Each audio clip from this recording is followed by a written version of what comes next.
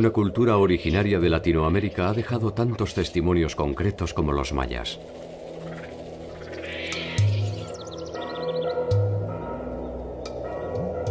Ninguna ha ofrecido con tanto detalle su propia versión de la historia.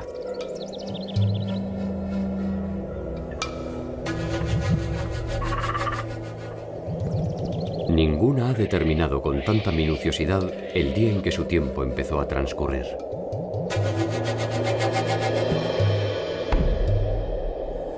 Ninguna ofrece tantos misterios e incertidumbres.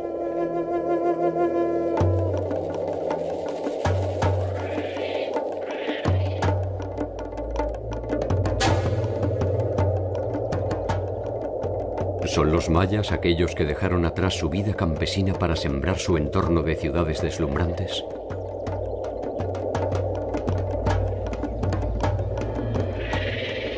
¿Son los mismos que abandonaron esas ciudades? ¿Son los que se enfrentaron entre sí hasta acabar con sus breves predominios? ¿Son los que resistieron la dominación española? ¿Son los que se refugiaron en la selva para intentar una nueva versión del mundo cuando ya no había más mundo?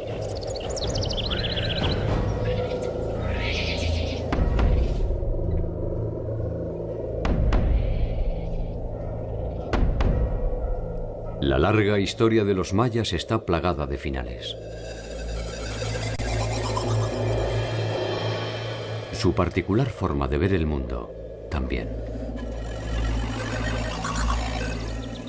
Sin embargo, hasta el día de hoy, la cultura maya está tan viva y dinámica como en sus orígenes.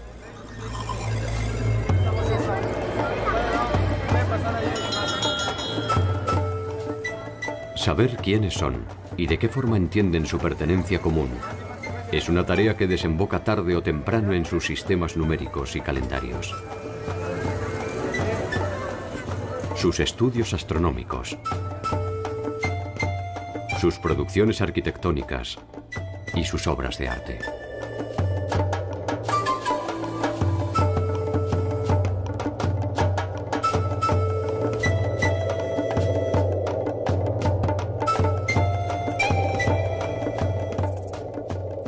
¿Son los mayas la suma de todos estos pasados?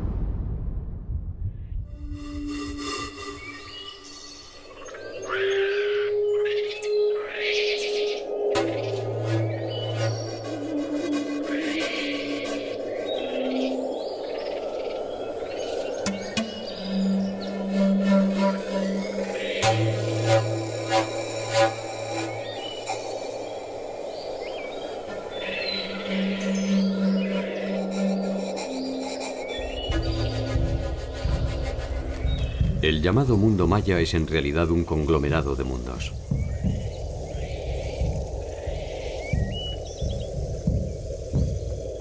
Constituyen en conjunto una unidad tan diversa que difícilmente se pueda estudiarlos sin descansar en sus diferencias.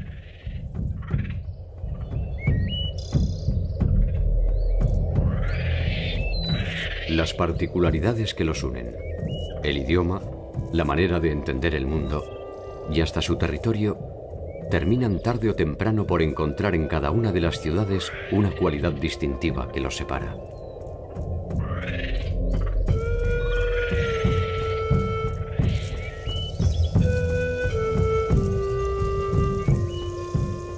Tal vez lo que los une no sea más que esa voluntad indeclinable de no ser siempre los mismos.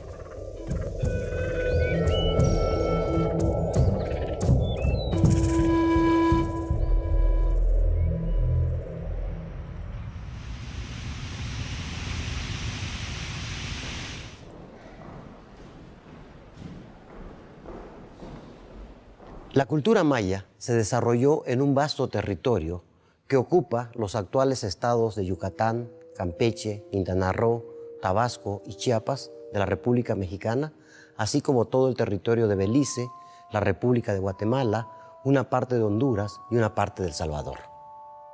Desde ahí, esta cultura irradió por este vasto territorio, dando desarrollos regionales, locales, que de alguna manera conforman este mosaico cultural del área maya.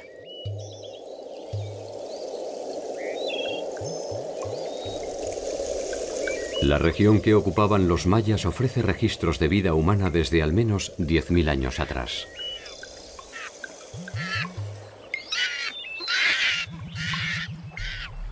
El Petén, Yucatán y el sur de Chiapas ofrecen evidencia de asentamientos humanos que ya cultivaban el maíz desde 5.000 a 6.000 años antes de Cristo.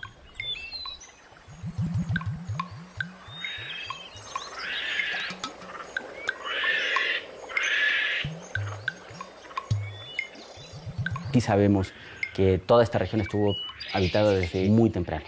Lo que no sabemos es si estos grupos fueron de un origen maya o eran otros grupos que fueron desplazados por una posterior colonización del área por grupos ya hablantes de una lengua maya.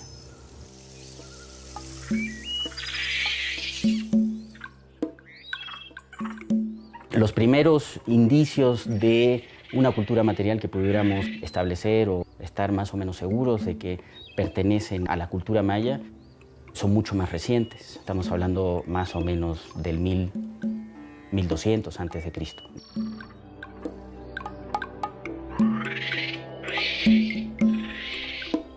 Estos primeros asentamientos permanentes corresponden a núcleos de pueblos agricultores con escasa población y un desarrollo arquitectónico limitado.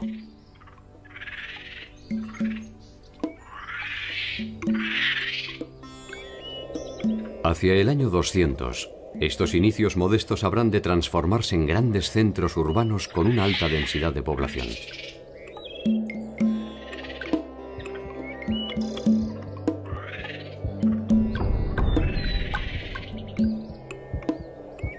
Los mayas nunca constituyeron una unidad política conjunta. Fueron entidades independientes que en ocasiones podían tanto fusionarse mediante alianzas estratégicas o matrimoniales, como enfrentarse unas contra otras. Todos son pueblos cuya base primordial de sustento es la base agrícola, la producción agrícola. Entonces, estos pueblos van a generar culturas con diferencias regionales, con preferencias por ciertos materiales, con inclinaciones en ciertos aspectos de la vida muy diferenciables, pero con una cultura común, que es la que conocemos como mesoamericana.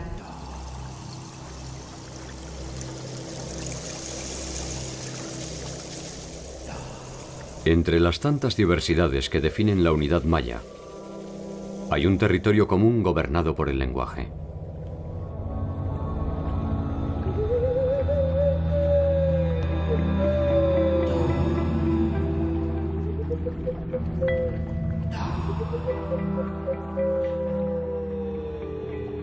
En la actualidad son 31 lenguas las que conforman la familia lingüística maya. De estas 31 lenguas, solamente 2 son lenguas muertas. Las otras 29 lenguas son lenguas vivas que se siguen utilizando como el principal medio de comunicación entre estos pueblos. Los mayas, sin duda, es el pueblo con mayor mensajes gráficos de toda Mesoamérica. No solo conforme con las imágenes, idearon todo un sistema de escritura donde nos quedan los datos de entronizaciones, guerras, alianzas matrimoniales, ritos, sacrificios que llevaban a cabo estas sociedades.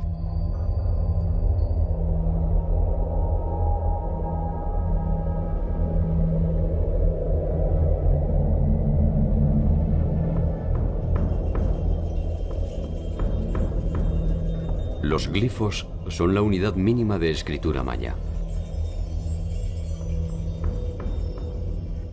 Pueden designar nombres, acciones, fechas, ciudades y relaciones de parentesco.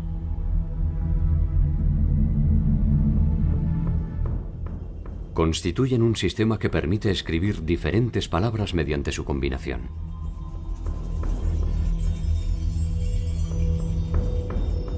La unidad de escritura maya son una serie de signos que se les llaman glifos.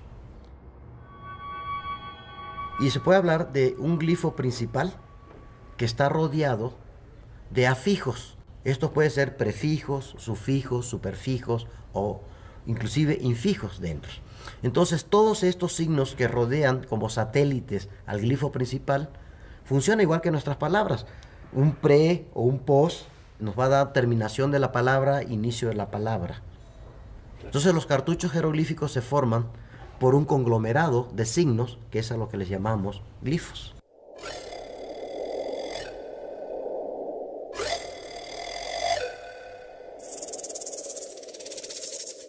Con este sistema pudieron escribir todo lo que podían hablar, no tuvieron ninguna limitación de expresión. Hay un altísimo contenido histórico, o sea, de relato, aunque nada más habla de la vida o habla primordialmente de la vida de los grupos gobernantes.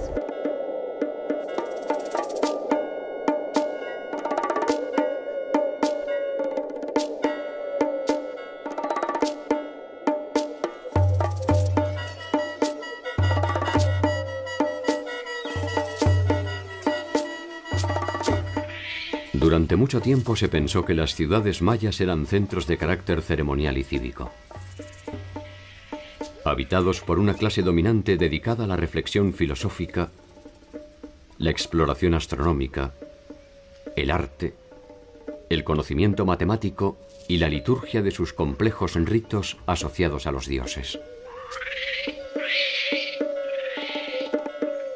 Sabemos que las ciudades mayas fueron verdaderas ciudades, con toda su complejidad. Ciudades como Tikal alcanzaron una población arriba de 60.000 habitantes, en una superficie relativamente pequeña.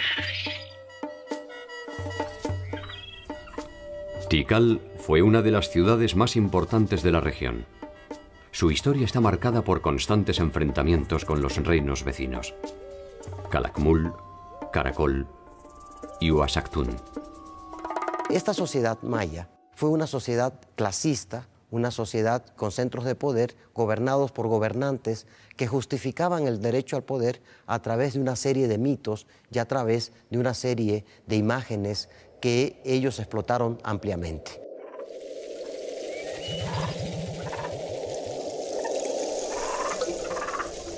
A medida que el poder de Tikal se expandía por la región, sus relaciones comerciales y políticas se extendieron y no tardaron en encontrarse con otro complejo centro de poder: Teotihuacán.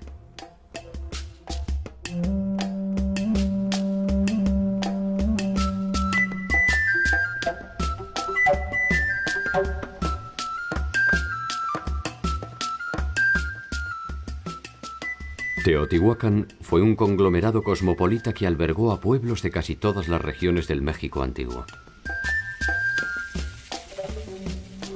Las relaciones entre Teotihuacán y Tikal son complejas y ofrecen también material para la polémica. Para algunos, Tikal fue sometida por los teotihuacanos.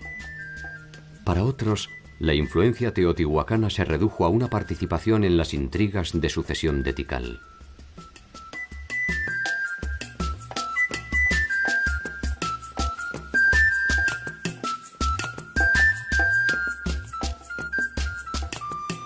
Fiel testimonio de la importancia que Teotihuacán tuvo en todo el ámbito mesoamericano es esta estela, la estela 31 de Tikal, Guatemala. La estela 31 nos permite reconstruir eventos trascendentes que intentan explicar estas relaciones. En el frente nos muestra el gobernante Siyaj Chancahuil. Este gobernante, al parecer, es hijo de padre teotihuacano. Vemos a este personaje ricamente ataviado con todos los elementos que caracterizan a un gobernante maya. Este monumento nos muestra las injerencias que Teotihuacán tuvo en los gobiernos del área maya. ya que el personaje del frente, totalmente maya, contrasta con los dos personajes localizados a ambos lados de la estela, con atavíos típicamente teotihuacanos. Uno se ve con un gran tocado de lo que es la serpiente de Quetzalcóatl. Lleva en la mano un lanzadardos y por la parte posterior un escudo, y el texto jeroglífico registra el nombre, Yash Nun Ain. Ahora sabemos que es el primer cocodrilo primordial. Este personaje teotihuacano es el padre de Xillac-Ian-Cawil, al que se conoce como Nariz Ganchuda. Esta dinastía gobernará hasta cerca del año 400, cuando llega al poder Xillac-Chan.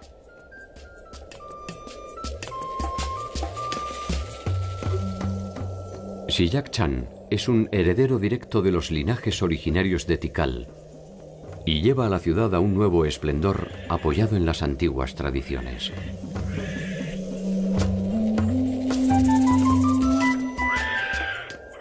La política, la religión e incluso la vestimenta de sus gobernantes vuelven a beber en las raíces mayas.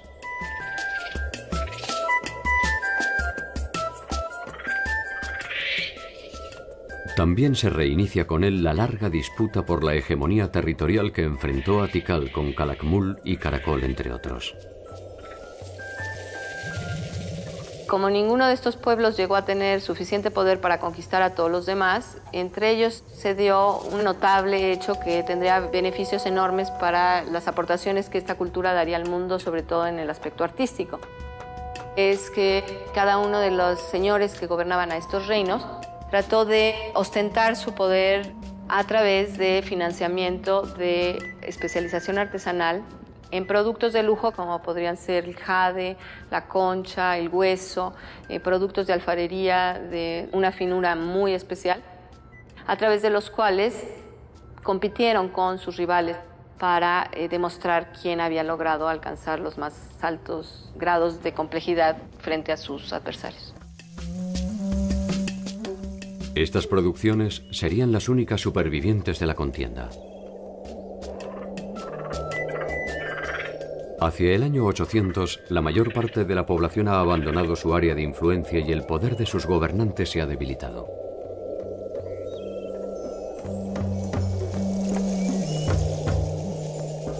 A principios del 900, la ciudad que conoció la suma de todos los saberes es definitivamente abandonada.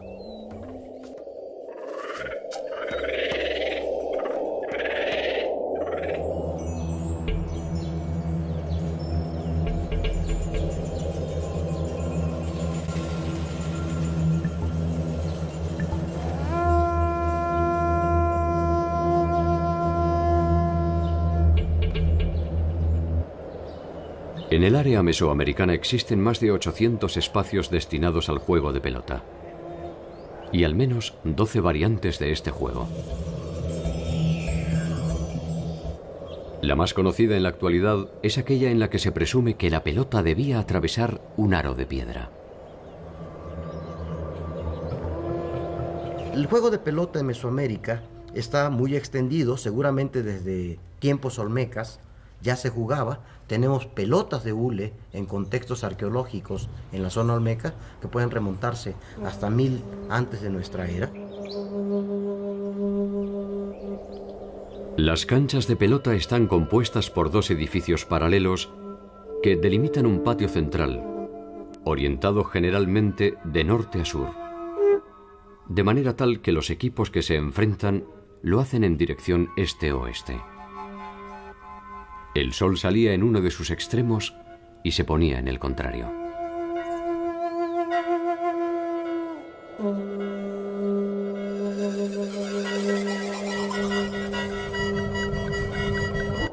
Innumerables son las teorías que se han esbozado en torno al juego de pelota. Se sabe que forma parte de una ceremonia ritual que culminaba casi siempre con sacrificios humanos.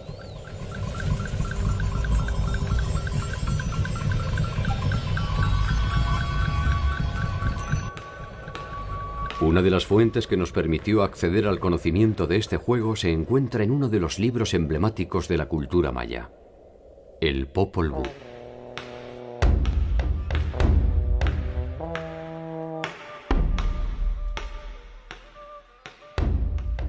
Es un texto escrito en quiché, que es una lengua maya, al parecer escrita o registrada alrededor de 1544 en el pueblo de lo que actualmente es Chichicastenango, en Guatemala, que recoge una tradición oral largamente repetida de padres a hijos, que era transmitida por generaciones entre todo este pueblo.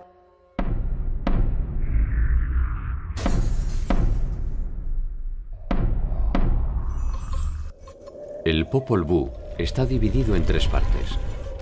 La primera de ellas es la que se refiere a la cosmogonía del mundo maya, fundamentalmente a la creación del mundo y las cosas sobre la tierra.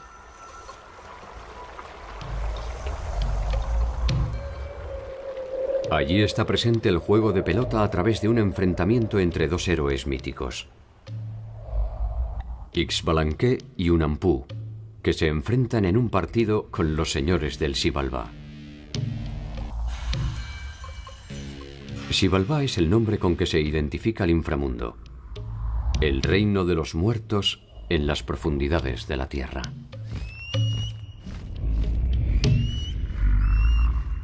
Esto va a ser muy interesante porque la mayoría de las canchas de juegos de pelota en Mesoamérica están abajo. Nunca van a encontrar una cancha de juego de pelota arriba, porque jugar a la pelota es como bajar al inframundo.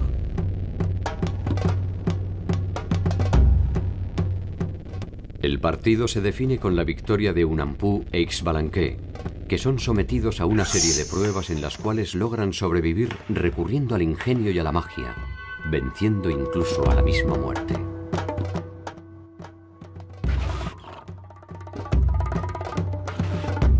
Después de varios días, Unampu e Ixbalanque aparecieron convertidos en peces y luego se transformaron en hombres pobres que hacían grandes prodigios.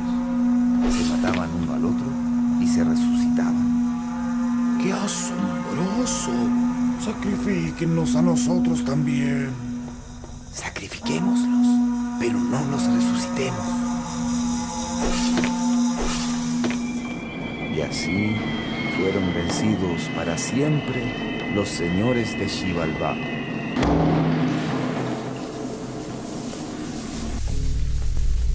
¿Quiénes son estos 2 héroes que han regresado para contarnos cómo es el inframundo? El sol y la luna. Todos los días bajan al inframundo, enfrentan una serie de pruebas y el día que pierdan las pruebas allá abajo, no habrá amaneceres solares ni amaneceres lunares.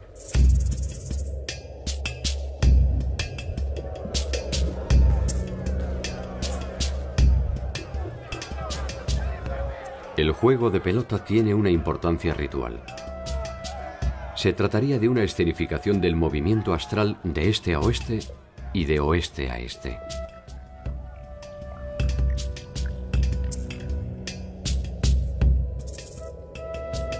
Numerosas imágenes lo asocian al rito de decapitación.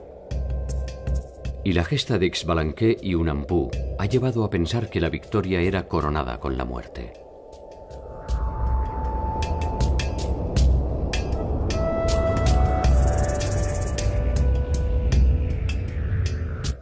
La idea no carece de romanticismo y lleva a pensar en la muerte como un premio a los vencedores.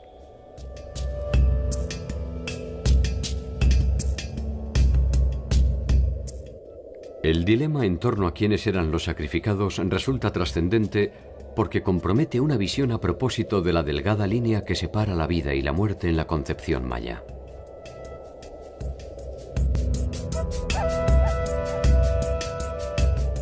La sangre es una metáfora muy importante y es el alimento por excelencia que necesitan los dioses para su sobrevivencia. En el caso mesoamericano es interesante este aspecto de que los dioses necesitaban a los humanos tanto como los humanos a los dioses. Los dioses necesitan a los humanos para obtener la sangre, el alimento que le otorgan los humanos. Y los hombres necesitan a los dioses para su sobrevivencia cotidiana y para el mantenimiento de su orden social. El pueblo mesoamericano, a diferencia de esta idea cristiana de que el bien supremo está después de la muerte, para ellos el bien supremo era estar vivo. La muerte era un castigo de los dioses. Nadie se quería morir. Es falso que todo el mundo quería morirse.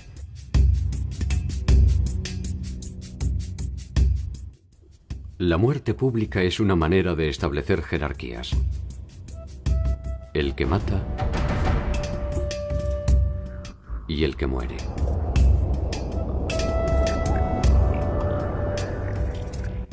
El que domina la escena es siempre el que monta el espectáculo. Una de las actividades más comunes de los gobernantes son estas batallas para capturar guerreros importantes de otros señoríos, unidades políticas, para ser sacrificados en sus ciudades.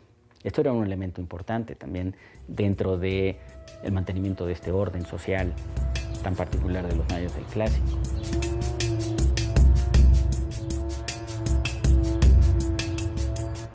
Muerte y espectáculo. Esta conjunción no ha perdido sus efectos.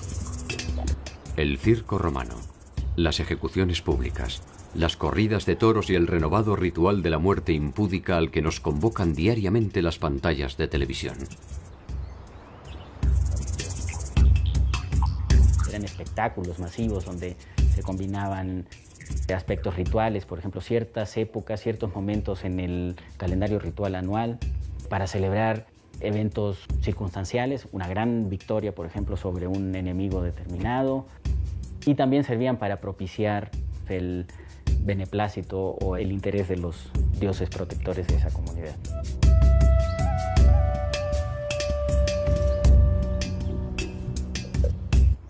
Todos los eventos de la vida maya estaban organizados en torno a un sistema social, político, económico y religioso que obedecía a un orden preciso y recurrente.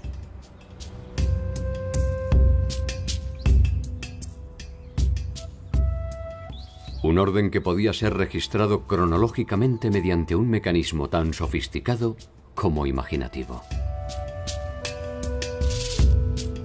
Todos los pueblos mesoamericanos compartieron un mismo sistema de registro y ordenamiento del tiempo a través del manejo de dos calendarios, que toman nombres distintos de acuerdo a las culturas, pero que funcionan de igual manera.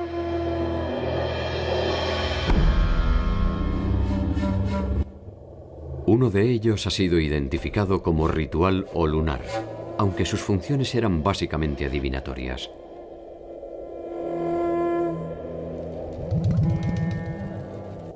Estaba compuesto por 260 días, divididos en 13 segmentos de 20 días. El calendario de 260 días es un calendario que no tiene un referente astronómico. No se sabe realmente qué representa. Lo interesante del calendario ritual o religioso es que servía para darle nombre a las personas. Pero también algo interesante era tu sino, tu destino. Era como una especie de zodiaco. Y de acuerdo al nombre numeral y el nombre del día, podían decir si su destino era bueno o malo. Incluso las fuentes españolas registran que a veces se hacían trampas cuando el niño había nacido en un día muy malo. Los sacerdotes trataban de convencer a los padres de darle otro nombre calendárico, de manera que tal vez podían despistar al destino.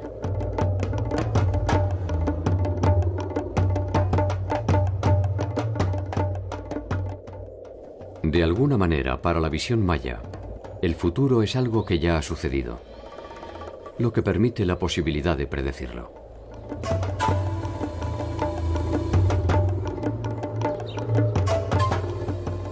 El tiempo forma parte de un ciclo que se repite,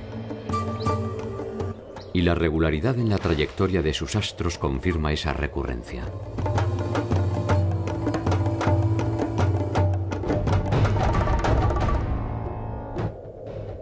Mirar al cielo es una ciencia que permite ver el futuro y controlar su armonía.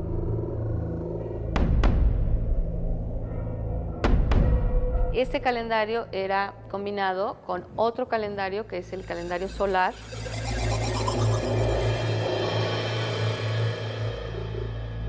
es de 365 días y está integrado por 18 meses de 20 días cada uno, lo cual nos da un total de 360, y 5 días aciagos, o los 5 días en que no se sabe qué va a pasar. Nada más es para cumplir el ciclo solar y que el Sol vuelva a salir en la misma posición al inicio del siguiente ciclo.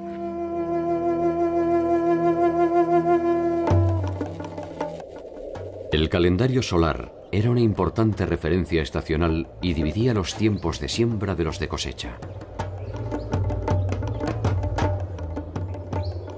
Los tiempos de paz de los de guerra.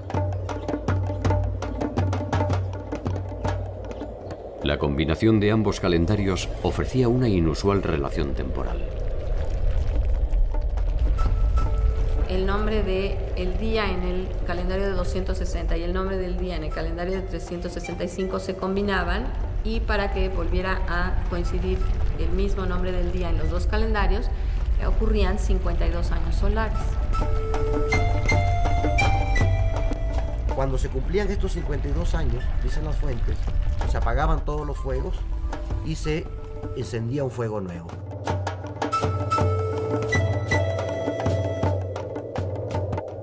Este tiempo histórico se medía mediante el establecimiento de una fecha era: el inicio del tiempo maya.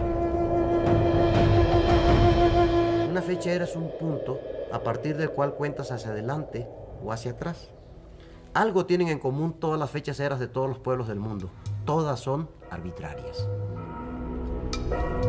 Porque para nosotros contamos del nacimiento de Cristo para atrás y del nacimiento de Cristo para adelante. Con los mayas sabemos que tienen una fecha era que es 3114 antes de Cristo. Y a partir de ahí cuentan para adelante y cuentan para atrás. Pero cuentan días transcurridos, no cuentan años transcurridos.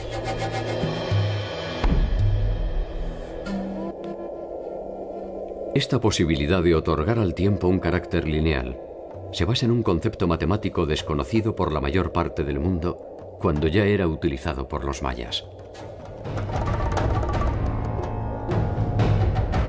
La noción del cero.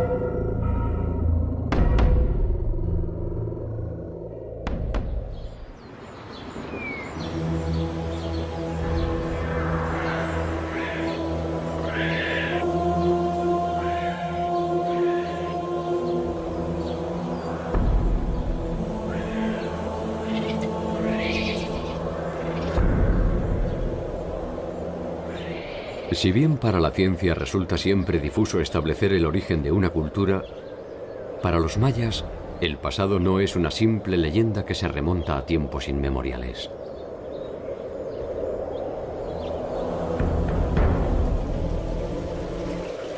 Su historia tiene un inicio mediante una fecha cierta, que fue rigurosamente documentada gracias a uno de los sistemas numéricos más complejos de la historia de la humanidad.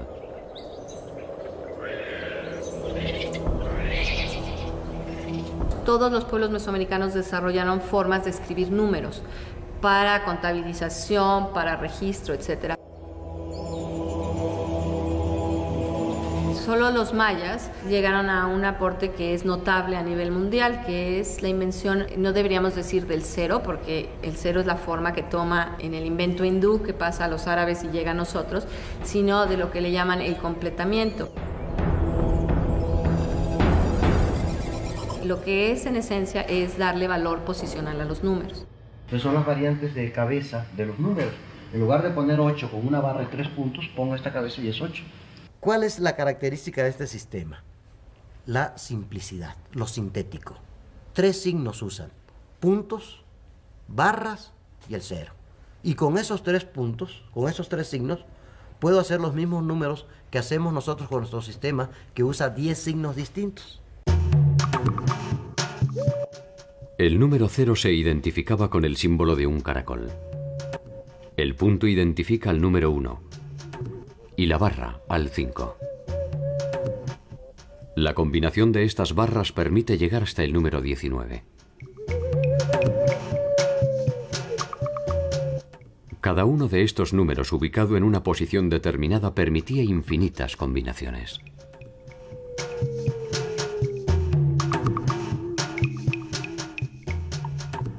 Estas construcciones científicas demuestran la sofisticación de la sociedad maya.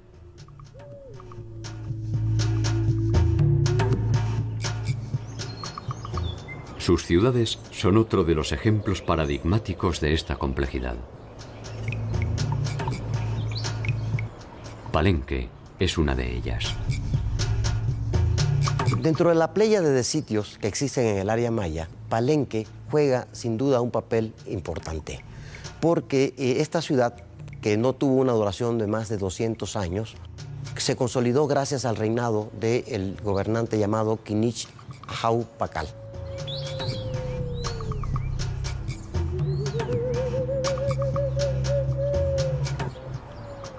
Para quien visite la ciudad en la actualidad, resulta difícil comprender que tanta belleza es producto de la impronta de un solo hombre.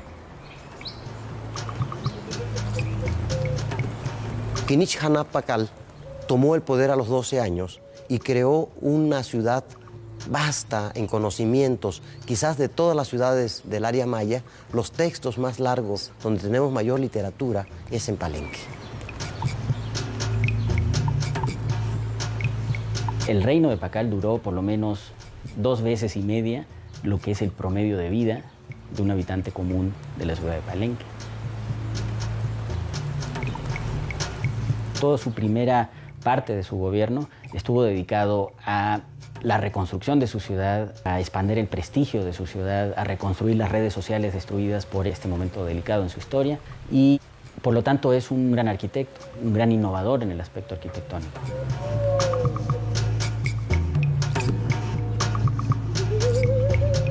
La selección de ese lugar implicó el desarrollo de obras de ingeniería muy complejas.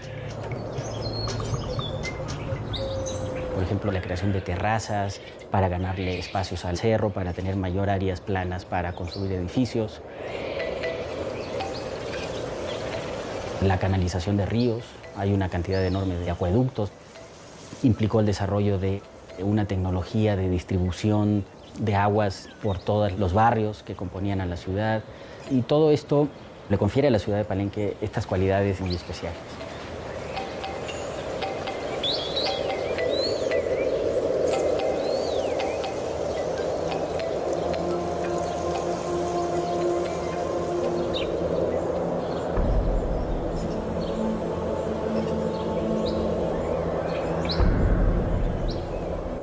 El templo de las inscripciones es la morada final de Pakal. Él mismo construyó ese templo para el tiempo posterior a su vida terrena.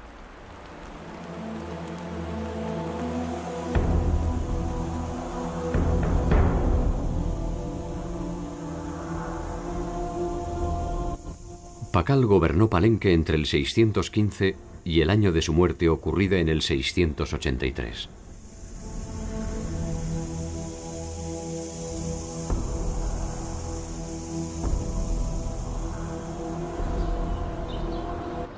Aún después de su muerte, el templo siguió cumpliendo sus funciones y los gobernantes lo utilizaban para tomar contacto con el líder que recuperó el culto a los antepasados y profundizó la liturgia de los ritos funerarios.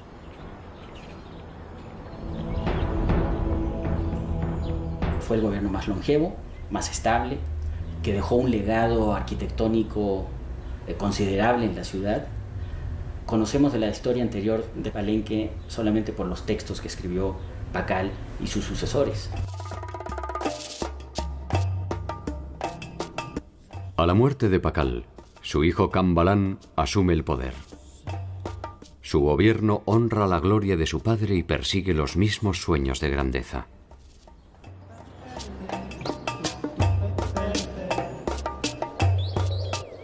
Intensifica las construcciones. Multiplica la escritura de textos históricos y míticos, consolida su hegemonía territorial y reafirma las bases dinásticas que regirán Palenque hasta más allá del 800, cuando la ciudad es abandonada. Entre el 850 y el 950 desaparecen los sitios más reconocidos del periodo clásico para las tierras bajas: Tikal, Yaxchilán, Palenque, Pumoná.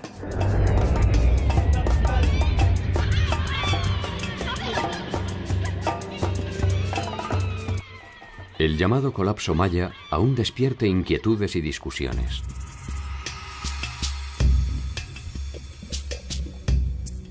Razones ambientales, enfrentamientos, guerras intestinas, quiebras institucionales, crisis de legitimidad. Cualquiera de estas razones, o la suma de todas ellas, dieron por tierra con un complejo sistema que pareció perder la esencia de su funcionamiento.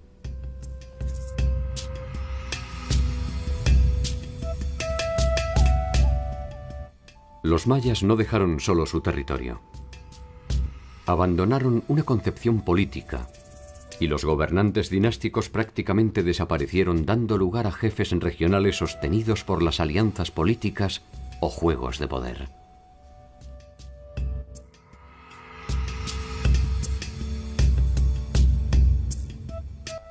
Hacia finales del período clásico, otra ciudad habría de delinear los últimos trazos de una era de gloria.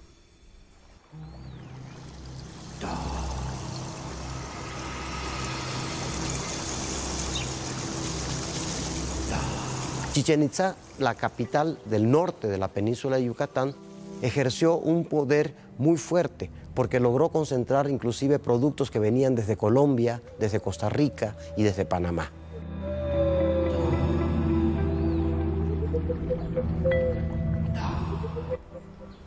Algunos de estos exóticos productos fueron encontrados por las investigaciones arqueológicas dentro del cenote sagrado de Chichén Itzá.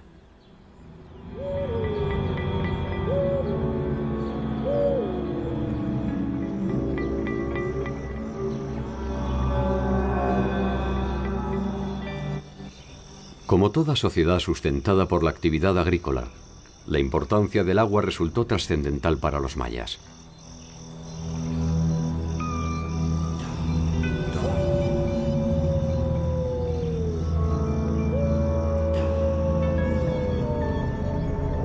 Chac, el dios de la lluvia, es una de sus deidades tutelares.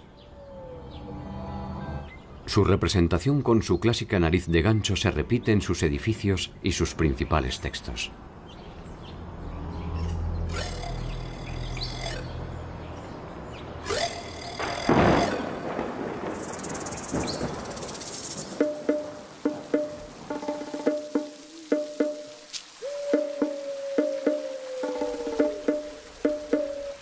Los llamados cenotes eran reservorios de agua de lluvia que se utilizaban con fines prácticos de subsistencia.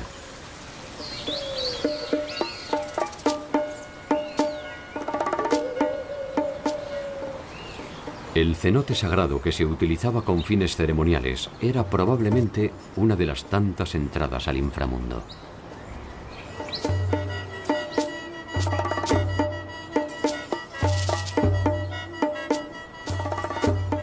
En su interior se han encontrado gran variedad de objetos y ofrendas, incluso restos humanos que permiten presumir que se utilizaban para realizar sacrificios, como lo refieren algunos cronistas de Indias.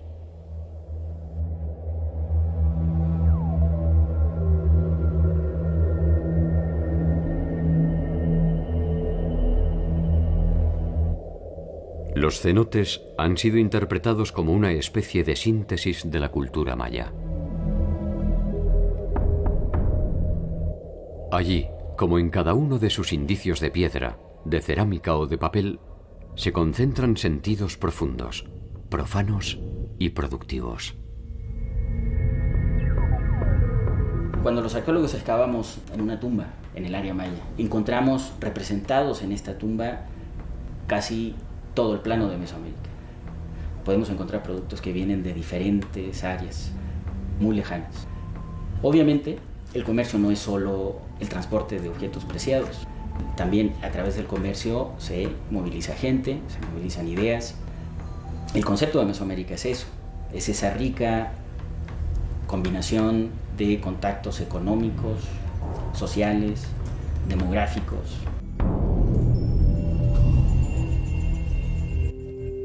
Hacia finales del primer milenio, Chichén Itzá, la capital de los itzáes, es la ciudad más importante del norte de Yucatán. Sus edificaciones poseen una belleza y armonía singulares, y el complejo piramidal del castillo es hasta el día de hoy una de las edificaciones más significativas de la cultura.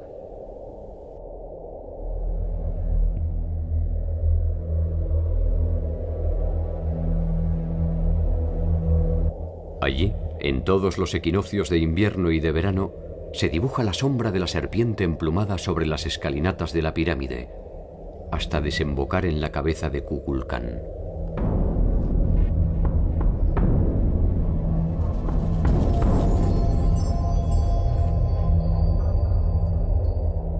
Chichén también se caracteriza por tener un contacto con grupos procedentes del altiplano central, del centro de México, los llamados toltecas, y crearon una cultura híbrida, donde vemos elementos mayas, pero también elementos del altiplano central.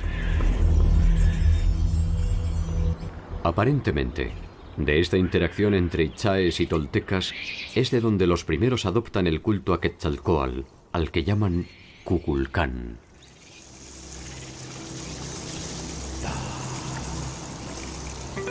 Chichén llega a su fin también hacia 1250 y la hegemonía continúa con Mayapán.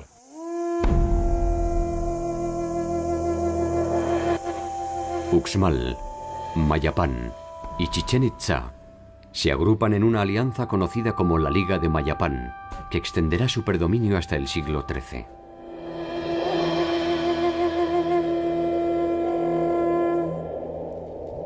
A la llegada de los españoles, el mundo maya se encuentra dividido en pequeños reinos.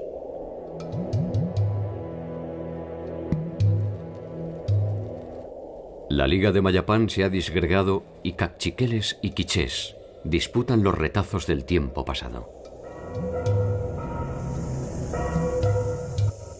Pese a la férrea resistencia, los quichés son derrotados, y más tarde corren la misma suerte los caciqueles.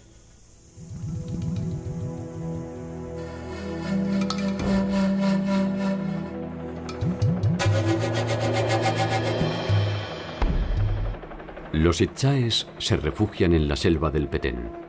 Desde allí iniciarán una nueva era. La huida se transforma en una estrategia contra la dominación colonial. Los itzáes se hacen invisibles. Van y vienen desde los pueblos conquistados hacia su nueva capital, Tayasal.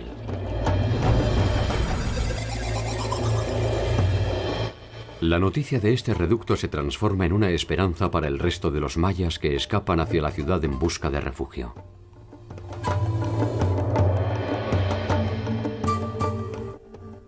Los itzáes los reciben a cambio de su subordinación. El sueño tendrá un final cuando los españoles deciden la toma de Tayasal hacia 1697.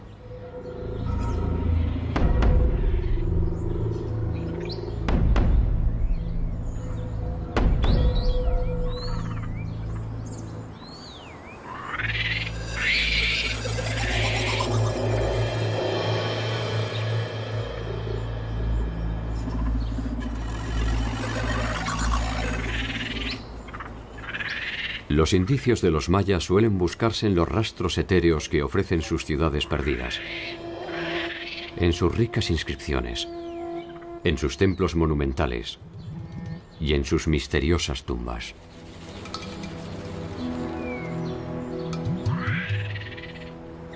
Sin embargo, la búsqueda resulta siempre infructuosa.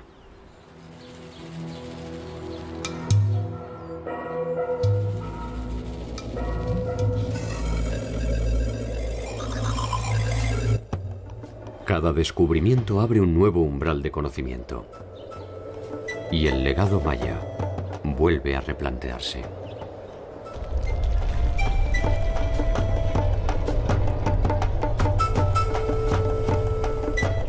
Quizás el error es intentar ir hacia el pasado para entender su verdadera naturaleza.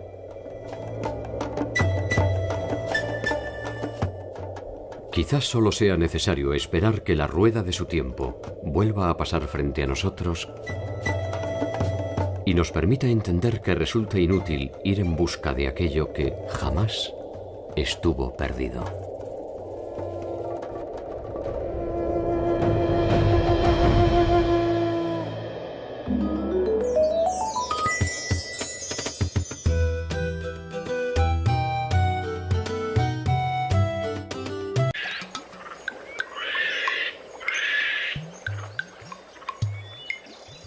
Sí sabemos que toda esta región estuvo habitada desde muy temprano.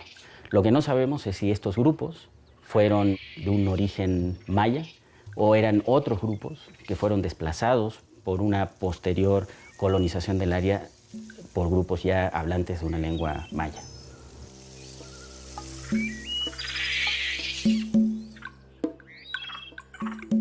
Los primeros indicios de una cultura material que pudiéramos establecer o estar más o menos seguros de que pertenecen a la cultura maya son mucho más recientes. Estamos hablando más o menos del 1200 antes de Cristo.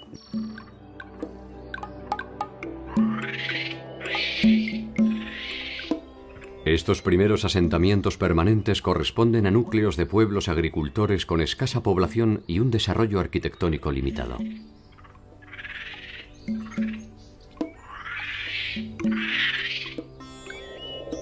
Hacia el año 200, estos inicios modestos habrán de transformarse en grandes centros urbanos con una alta densidad de población.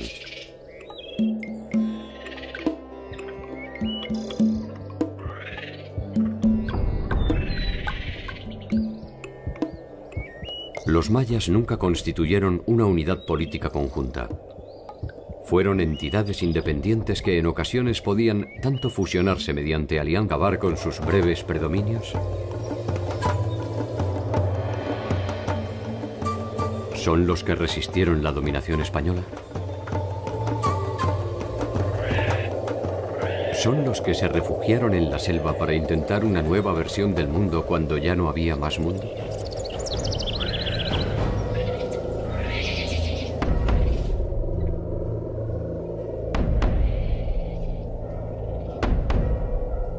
La larga historia de los mayas está plagada de finales.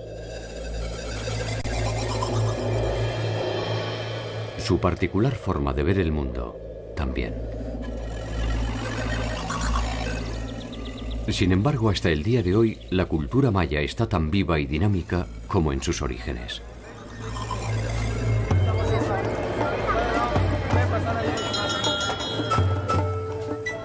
Saber quiénes son y de qué forma entienden su pertenencia común es una tarea que desemboca tarde o temprano en sus sistemas numéricos y calendarios. Sus estudios astronómicos, sus producciones arquitectónicas y sus obras de arte.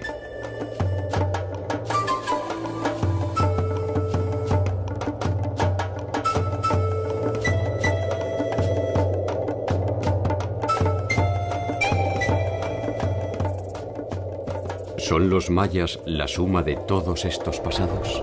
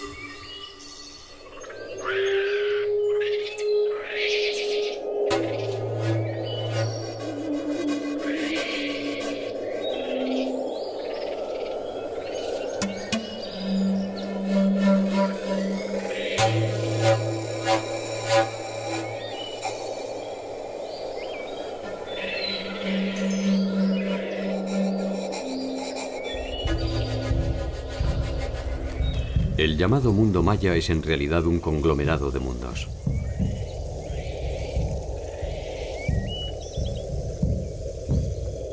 Constituyen en conjunto una unidad tan diversa que difícilmente se pueda estudiarlos sin descansar en sus diferencias.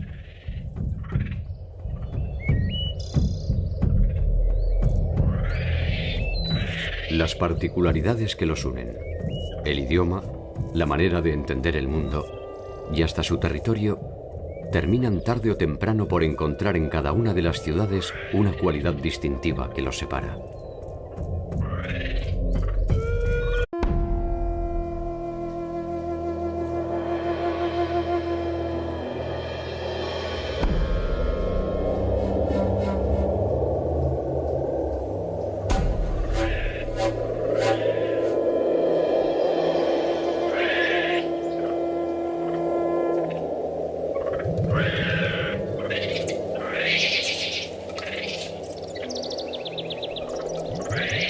Ninguna cultura originaria de Latinoamérica ha dejado tantos testimonios concretos como los mayas.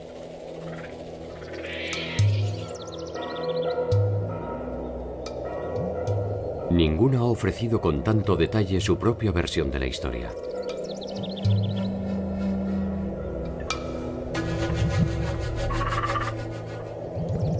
Ninguna ha determinado con tanta minuciosidad el día en que su tiempo empezó a transcurrir.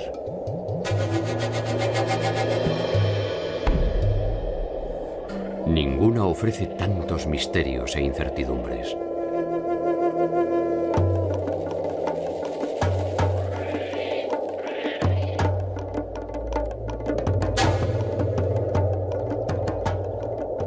¿Son los mayas aquellos que dejaron atrás su vida campesina para sembrar su entorno de ciudades deslumbrantes?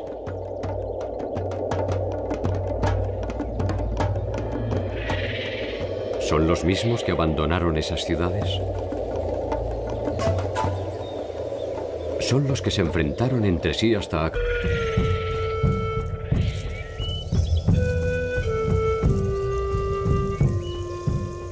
Tal vez lo que los une no sea más que esa voluntad indeclinable de no ser siempre los mismos.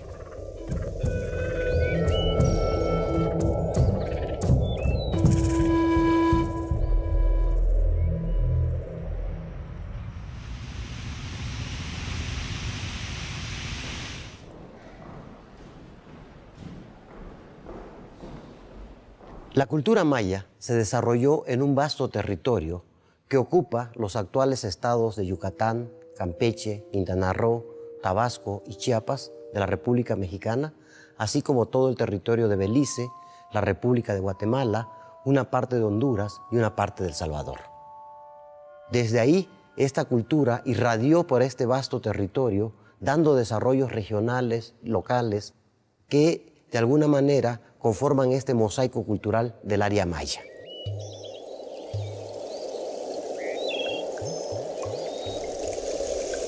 La región que ocupaban los mayas ofrece registros de vida humana desde al menos 10.000 años atrás.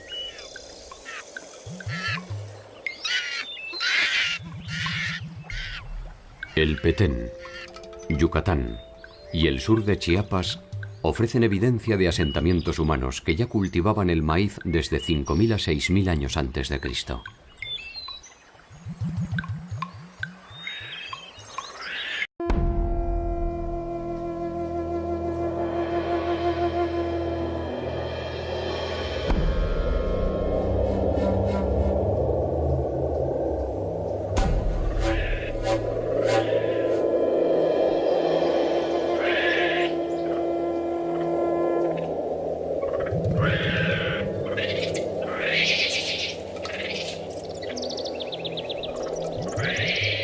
Ninguna cultura originaria de Latinoamérica ha dejado tantos testimonios concretos como los mayas.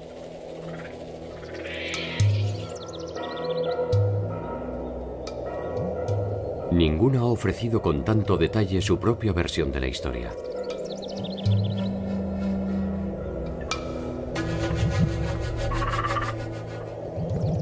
Ninguna ha determinado con tanta minuciosidad el día en que su tiempo empezó a transcurrir.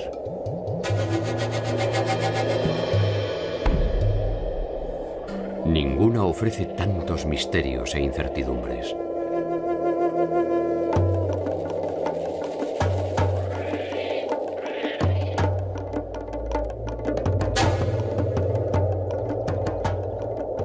¿Son los mayas aquellos que dejaron atrás su vida campesina para sembrar su entorno de ciudades deslumbrantes? Sus producciones arquitectónicas y sus obras de arte.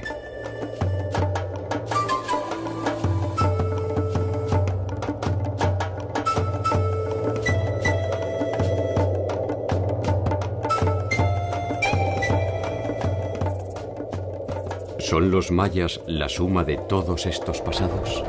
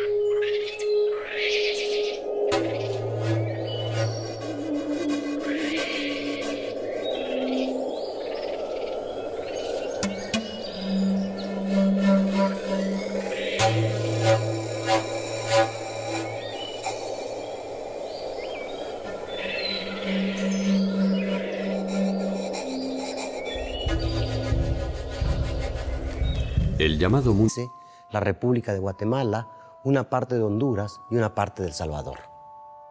Desde ahí, esta cultura irradió por este vasto territorio, dando desarrollos regionales, locales, que de alguna manera conforman este mosaico cultural del área maya.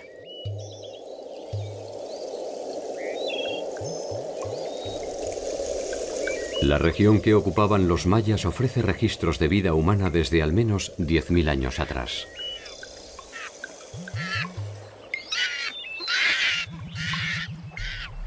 El Petén, Yucatán y el sur de Chiapas ofrecen evidencia de asentamientos humanos que ya cultivaban el maíz desde 5.000 a 6.000 años antes de Cristo.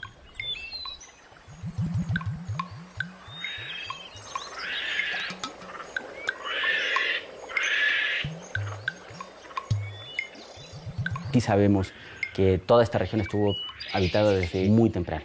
Lo que no sabemos es si estos grupos fueron de un origen maya o eran otros grupos que fueron desplazados por una posterior colonización del área por grupos ya hablantes de una lengua maya.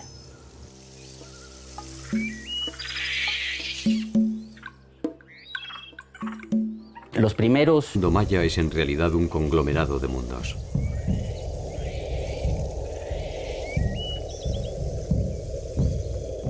Constituyen en conjunto una unidad tan diversa que difícilmente se pueda estudiarlo sin descansar en sus diferencias.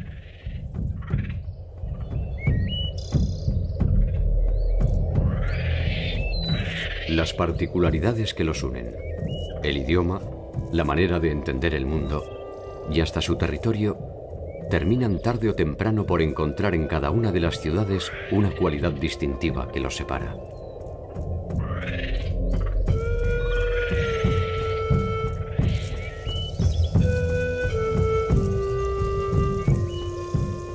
Tal vez lo que los une no sea más que esa voluntad indeclinable de no ser siempre los mismos.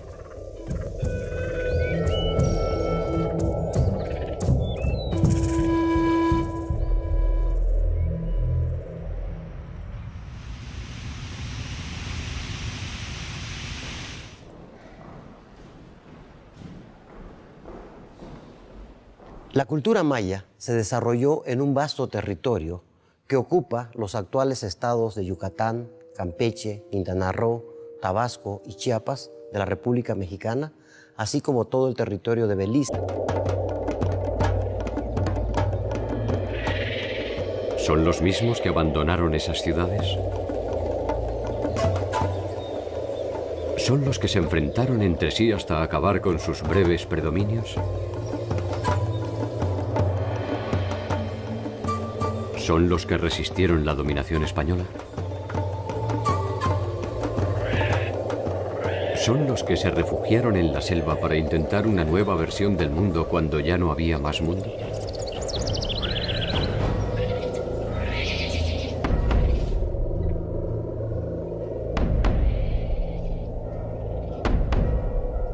La larga historia de los mayas está plagada de finales.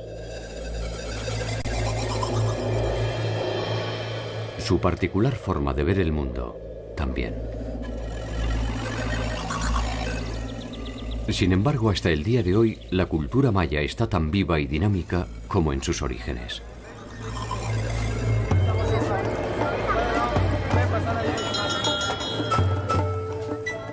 Saber quiénes son y de qué forma entienden su pertenencia común es una tarea que desemboca tarde o temprano en sus sistemas numéricos y calendarios. Sus estudios astronómicos,